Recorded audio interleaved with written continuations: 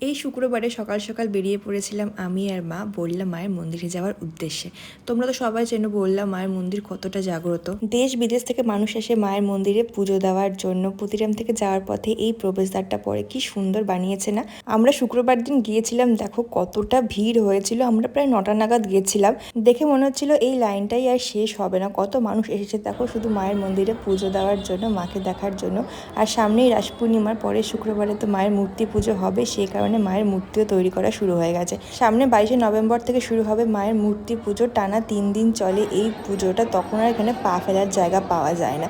যাই হোক, আমি আর মা তো দাঁড়িয়ে পড়েছিলাম লাইনের মধ্যে। লাইন আর শেষ হচ্ছিল না, এত আস্তে আস্তে লাইন যাচ্ছিল।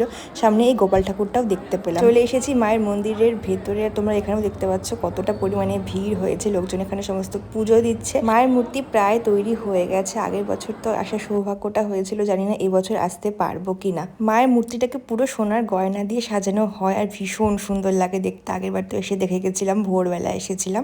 আর এইদিকে ঠাকুরমশাই পুজো করছে। তোমরা কারা কারা বললাম মায়ের মন্দিরে এসেছো অবশ্যই কমেন্ট বক্সে জানিও। আমাদেরও পুজো দেওয়া হয়ে গেল। বেরিয়ে কতগুলো এরকম ছাগল দেখতে পাচ্ছিলাম। প্রথমে ভেবেছিলাম এদেরকে বলি দেওয়া হবে, তারপরে শুনলাম মায়ের নামে উৎসর্গ করে এদেরকে ছেড়ে দেওয়া হবে। আমি ঠিক জানি না, তোমরা জানলে অবশ্যই কমেন্ট বক্সে জানিও।